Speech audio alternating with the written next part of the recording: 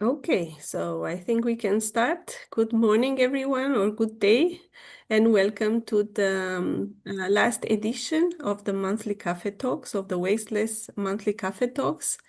Let's look a bit on the menu of today. People are still coming. I will let them in. So the coffee of the day will be given by Gyula Kasza, and he will give a presentation about the food waste at households, the status now and the future. After that, we have the testing notes. And of course, we will ask you for the bill and the tip, the last tip that we will ask for you to answer some Slido question. And in the end, we have special thanks to give to you, so no more wasteless cafe talks. So now I give the floor to Gyula. Thank you very much for accepting our invitation and for accepting to close the wasteless monthly cafe talks. Gyula, now you can share your screen and we look forward to your presentation.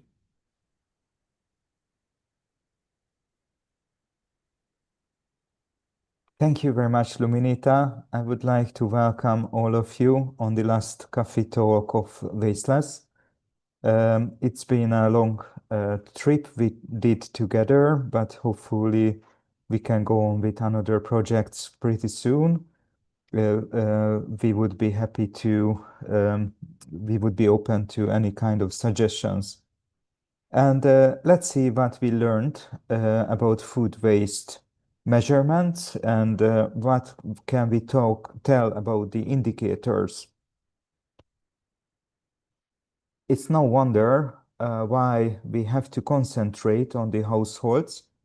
This segment of the food chain provides the most significant part of the food waste generated in developed countries, and the EU as a whole is no exception to that. We have to mention that other food chain segments, such as food processing, manufacturing, retailing, and food services, are business entities. Therefore, food waste is most often a monetary loss for them. So they try to do a lot of efforts to minimize this kind of losses.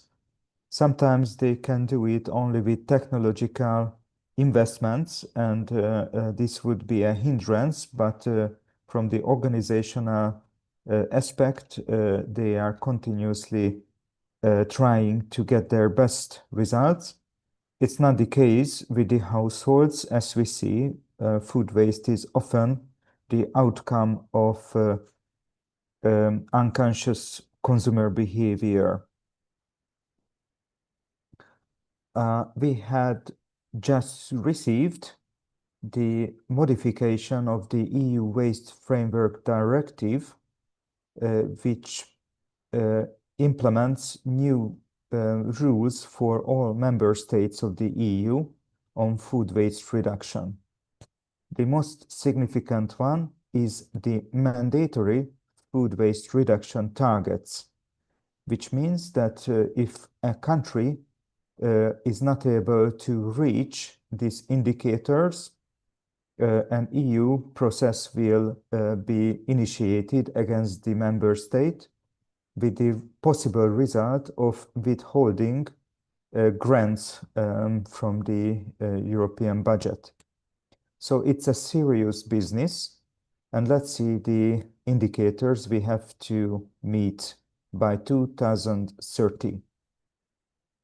It was a bit of a surprise for many of us, but finally, the EU Parliament supported a 10% reduction in food processing and manufacturing, and also 30% of reduction on the consumer side, meaning the combined level of retail, food services, and households.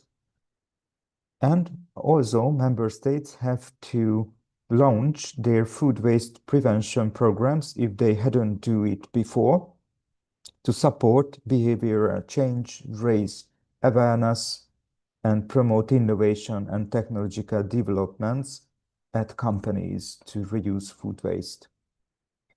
This amendment of the Food Waste Directive also encourages food donation, and it is important that member states should identify one competent authority, which would be the contact point for the EU Commission about this issue. And we received a promise that the EU must review the mentioned targets in 2027, and if necessary, they would propose additional reductions beyond 2035 or and a modification of the legal text already in place. And which is important that member states have to conduct so-called in-depth methodologies for food waste quantification to be repeated at least once every 4 years. For households, we can mention direct measurements, like what we do with kitchen scales. The EU also accepts food waste composition analysis and also diaries. All of the listed methodologies has pros and cons. Like direct measurement provides a very precise data and is able to count liquid waste or food given to animals or composted or brought to collective waste collection facilities. So it provides the highest resolution of data, but it is quite cumbersome for the participating households. Waste composition analysis doesn't require any contribution from the families. However, the researchers can only see what was placed into the solid communal waste bins, and it is not all the picture. And another challenge is to differentiate between different types of foods in the mass, and the liquid state food waste is not identifiable easily in waste composition analysis. Diaries, it's also based on a contribution of the participants, and maybe it is the least reliable from all of them. Therefore, diaries are often combined by other tools such as direct measurements. This is the present state of food waste measurement, and what could be the future. Of course, prediction is very difficult, especially if it's about the future according to Niels Bohr. But let's just play with what we already know, which I believe is the future of food waste measurement is digitalization. We already have seen image-based food waste identification applications, and they are also capable of estimating the mass just by a picture. It has to be trained more, but what we already seen is very promising. Later on, it could be set up as a continuous monitoring with real-time data processing, like with intelligent waste bins or cameras placed over the waste bin, and it can detect all kind of movements, and it can tell what kind of food I'm holding in my hand, and it can also estimate the mass of that food scrap item.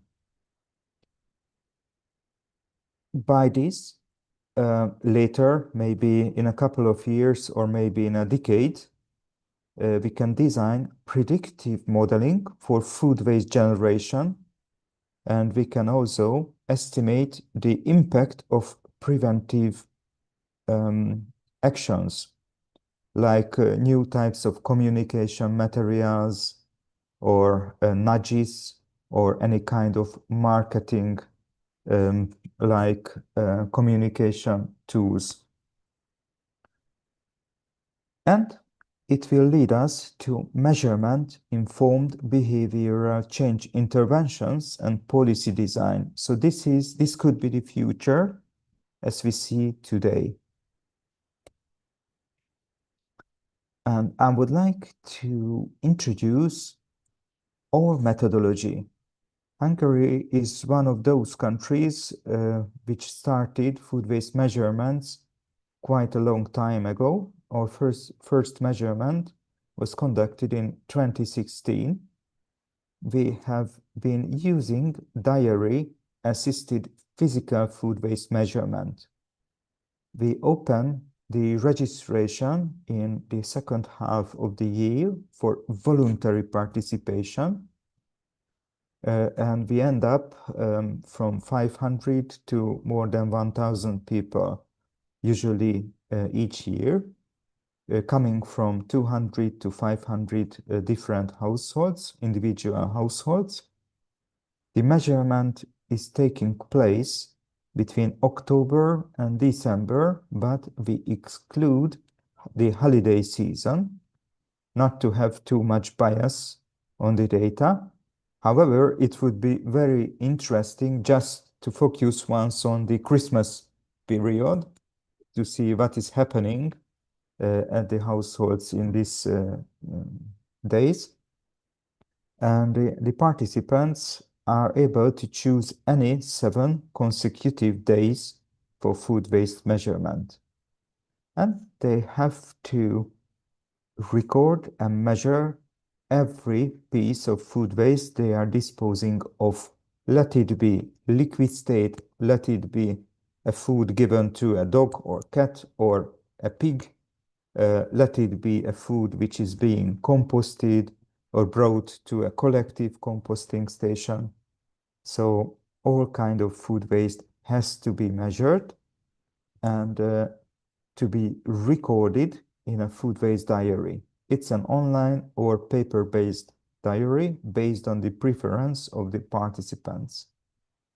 They have to record the amount in grams, the name of the food in free text mode, and they have to guess that was it avoidable or unavoidable food waste, also the reason of food wasting, and the way of disposal. And based on these diaries, we can estimate the food waste generation of the Hungarian population, the household sector. This methodology is compliant with the EU Fusion's recommendations and the EC delegated decision on the harmonized methodology. Here you can see just a screenshot from the user guide. So we provide a lot of materials for the participants, how to measure food waste. These are designed to be easy and quick to process. And on below, you can see a few videos which are explaining what is the quickest way to measure your food waste at home. And let's get to the results. In red, you can see our big enemy, the avoidable food waste. Here you can find food elements which were originally edible, but for some reasons, maybe someone forgot about them or they didn't like what they cooked. So for any reasons, they were disposed later on. The green area is representing the unavoidable food waste. It is the good type of food waste, which is being generated if you cook at home, if you eat at home, or basically if you are just staying at home. So there are no logical ways to decrease them. And the last portion, this almost insignificant one, is the potentially avoidable part, which is edible food, but for instance, for a health reason, someone couldn't chew on the crust of the bread, or the doctor said to him to avoid fatty chicken parts like skin. So it is not what we would like to deal with. So the red part is the target of our project. And throughout the years, you can see that in total food waste, no matter how hard we tried, we only reached a 12% of food waste reduction. So it is not much. And if it would be a linear progress, even though we wouldn't be able to reach the supposed 30% food waste reduction in total food waste, according to what the EU expects us to reach. That's the case. However, in the avoidable part, we have already completed the homework because we are, as a forerunner country, already accomplished this 30% reduction. And I think it's quite a significant progress because this is the real problematic part.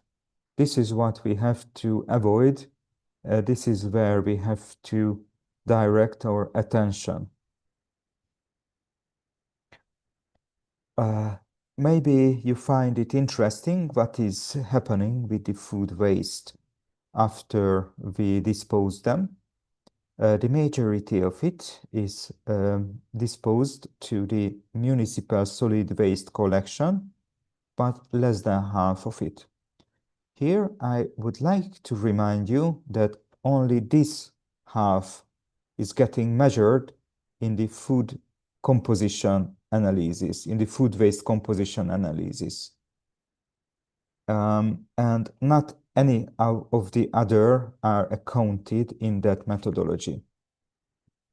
You can see that more than a quarter of food waste is being composted, and compared to the year when we started the food waste measurement, so basically a decade ago, composting was doubled.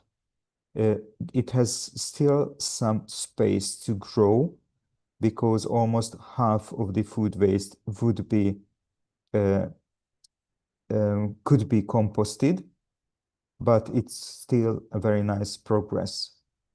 A significant portion of food waste is given to animals, sweet, and you can see also quite a big share which is put down the drain to the sewer system. This is the liquid state food waste, mostly soups and beverages are accounted here.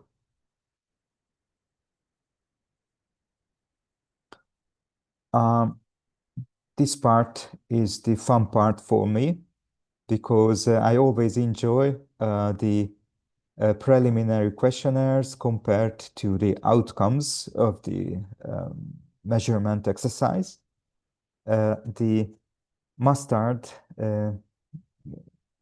colored dots are the own estimations of the households about how much food waste they are generating, and the orange dots in the same column is the relevant measured data.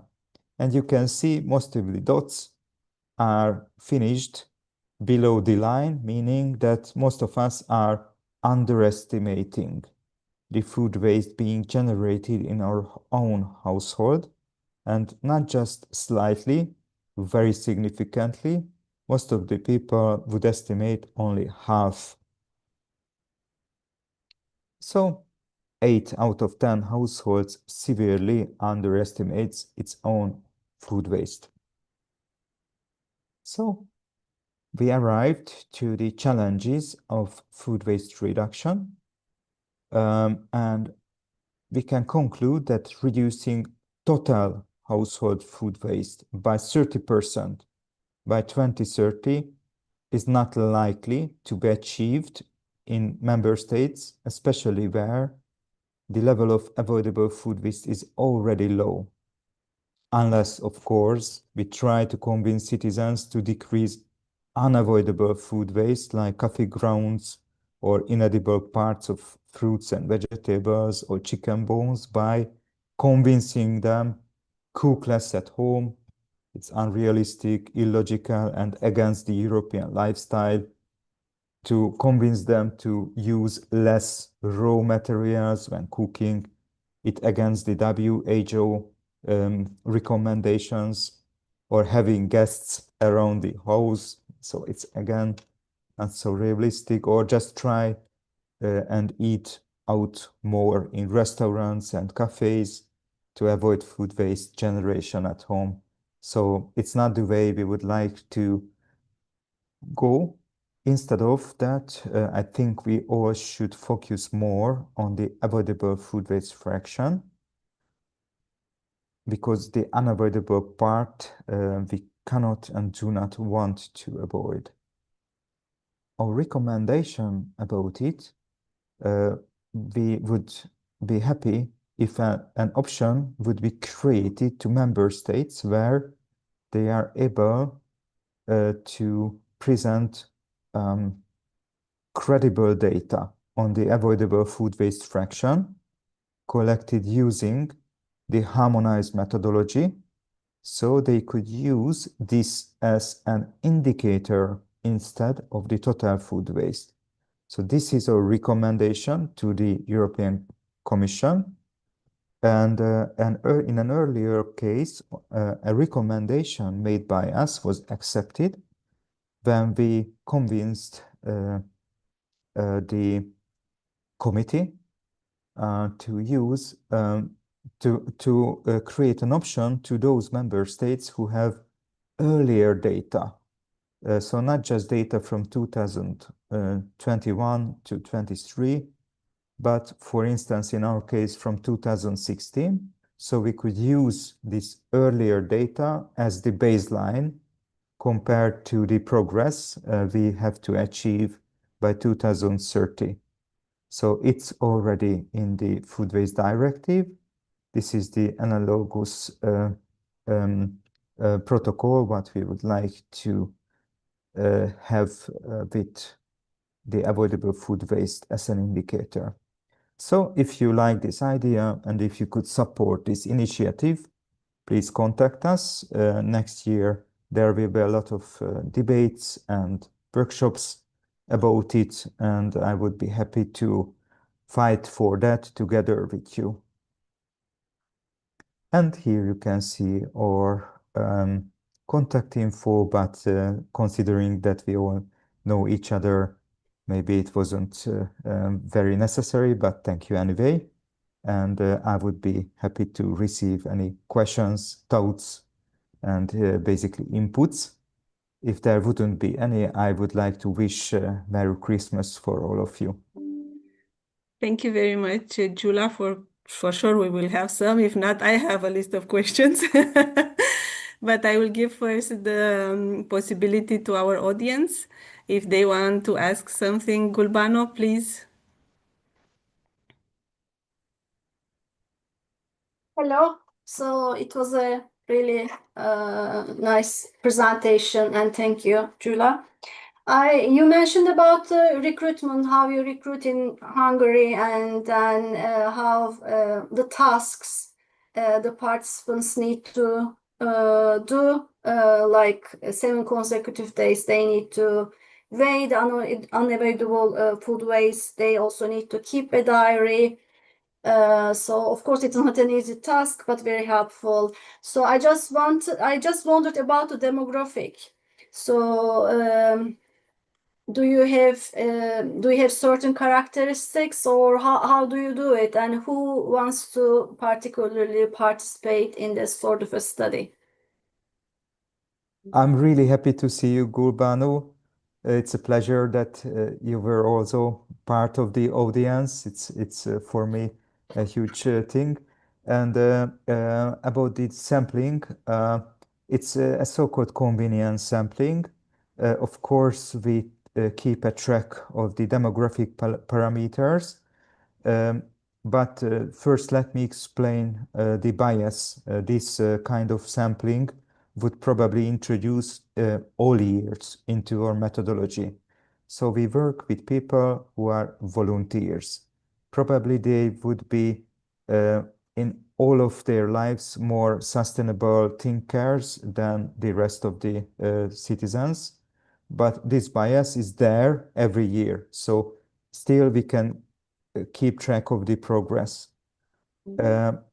Another challenge that we don't have a tool to invite those people we would be very interested in, so we can work with only the volunteers. But luckily, the structure of the households is quite representative of the population average. So 1 person, 2 person, 3 person, and multiple person households is quite good in terms of representation. Age. We are pretty good with the age distribution also. And what we are lucky also with the geographical distribution, but the population we have a picture from is educated people are overrepresented in this sample. So this is the biggest bias I can see. Apart from that, the data is quite well structured. But I had to mention these biases. The same bias is not there if you utilize the food waste composition analysis. So that's an advantage of the alternative methodology. Thank you. Thank you very much. Thomas, you are next. Thank you. Hello, all. Also happy to see you, and thank you, Julia, for the presentation. Just a quick comment first before one question after.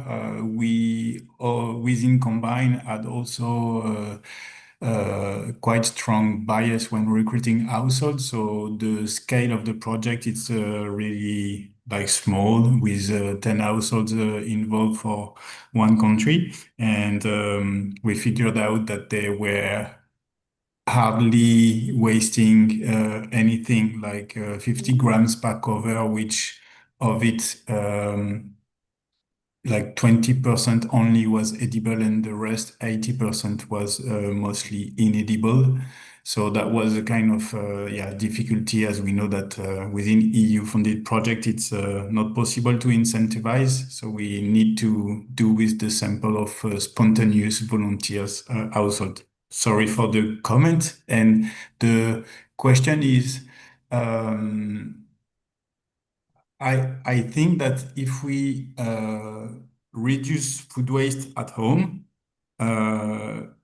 we can buy a bit less food.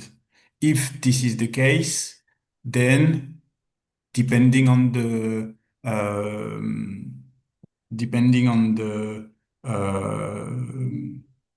size of the reduction, certainly that the inedible parts are going to reduce as well. So if I just use an example to be a bit clearer, when we cook important volumes and there is food waste reduction, we can certainly observe a reduction of the food that is prepared, and therefore also a reduction in the inedible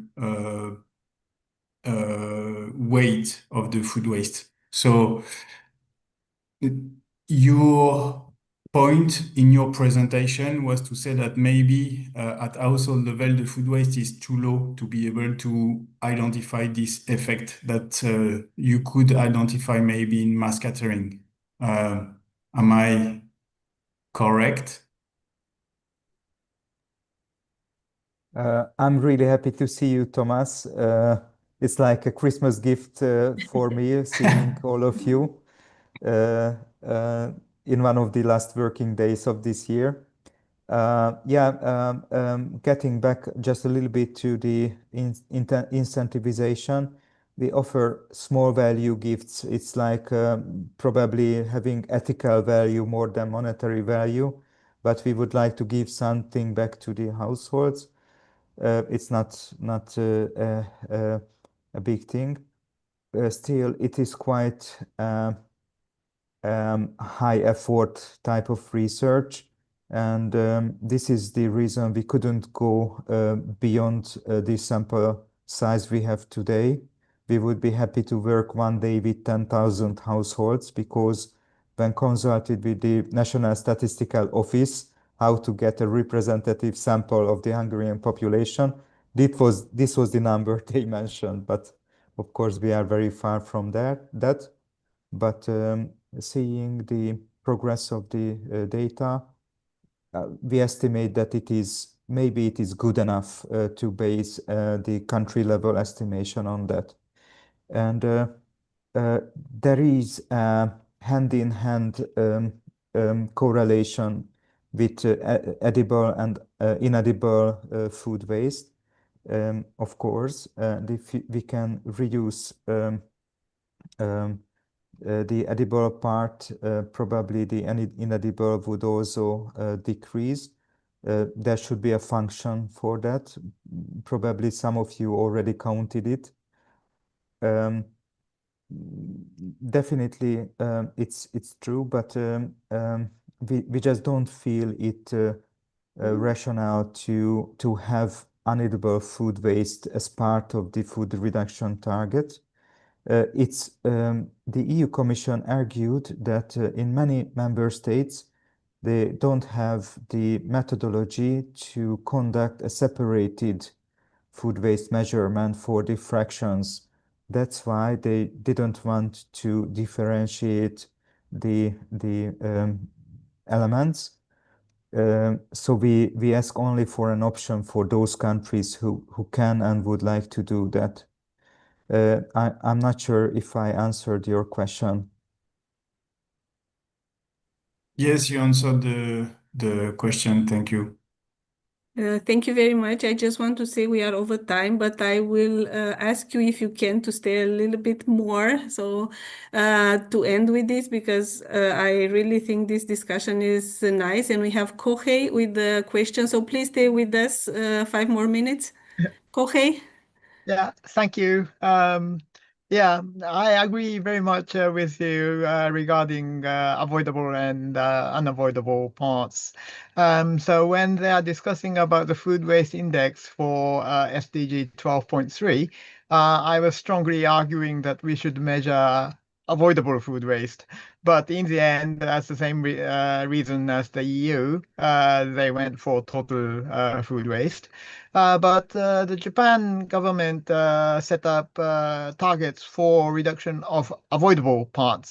So I'm very happy to collaborate with you in advocating making the avoidable part as the target.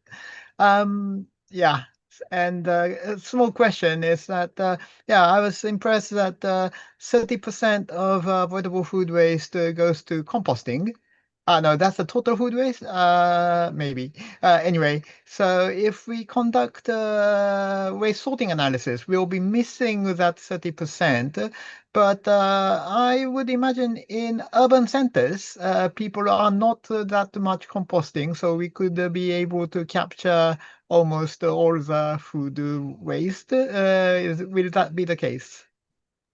Thank you very much, Professor Watanabe. And I keep the phone. I have very nice memories of working together Yeah. as part of the European Consumer Food Waste Forum.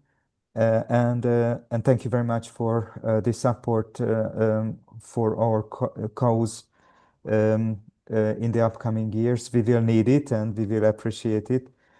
Yes, composting is not visible in food waste composition analysis, that's for sure. And also the liquid state, which is ranging from 5 to 10%. These are the most significant differences. And I think that it's also a function of how much urbanized a country is.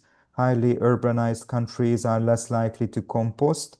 However, I have a home composting station, vermicomposting bin in my office right now, where I'm sitting, but it's not for everyone, I think.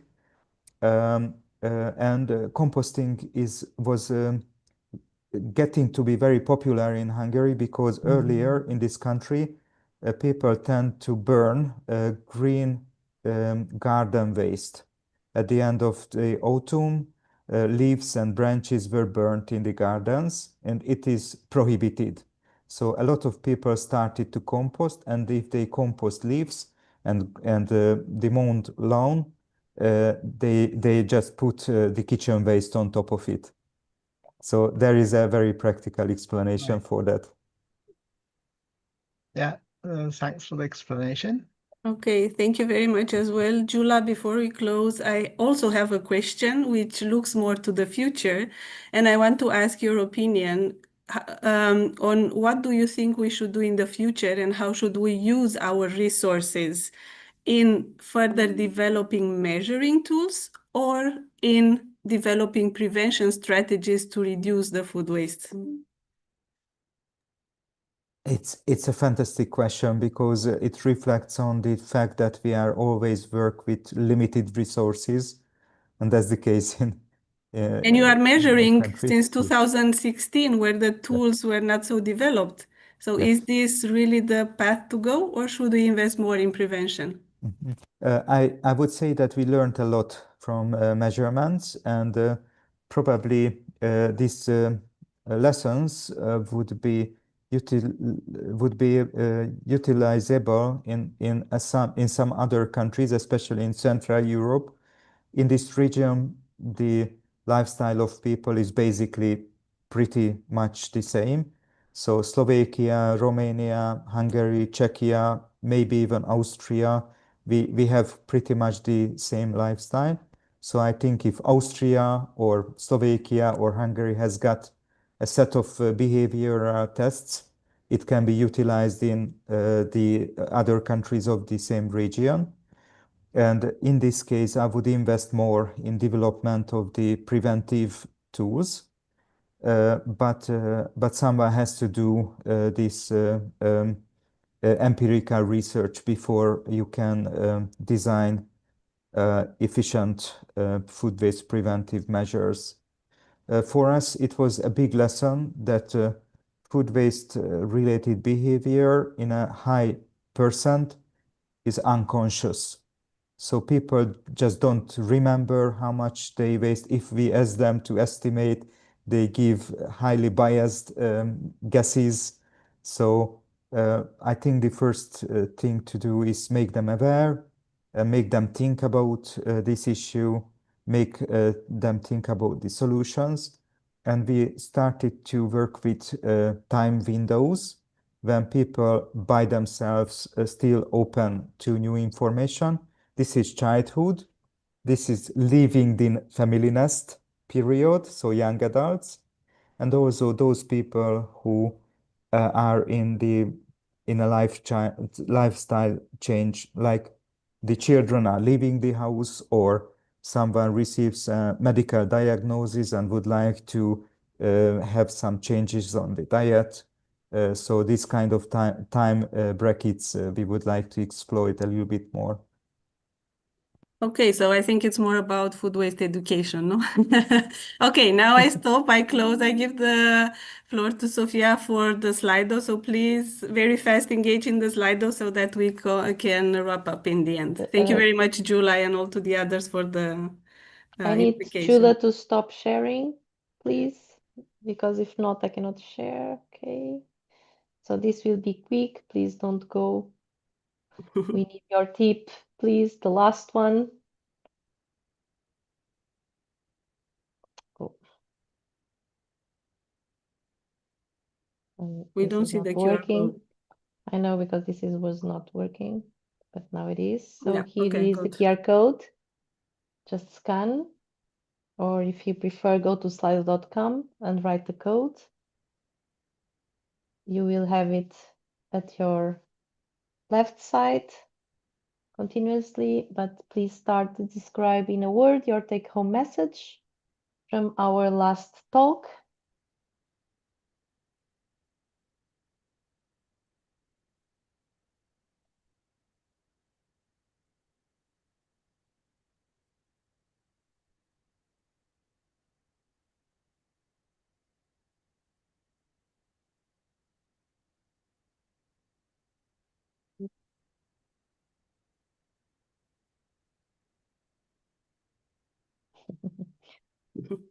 Yeah, avoidable food waste.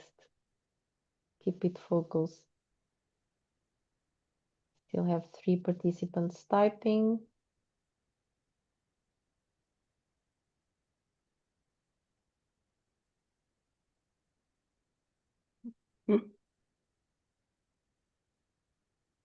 Noima.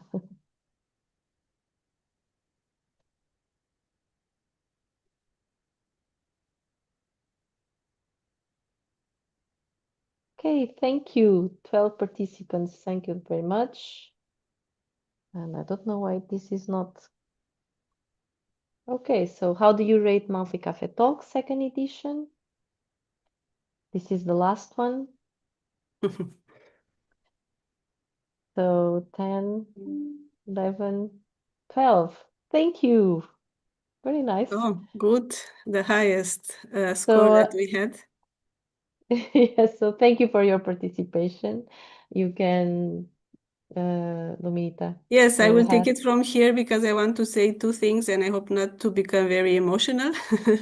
So the first thing is that the Wasteless project comes to an end. We will end in May 2026, and we want to invite you to our final conference, which will be on the 23rd of April in Brussels. So stay with us. We will send all the details for the event, but we would like to have your presence in the Wasteless final event, either in person or online.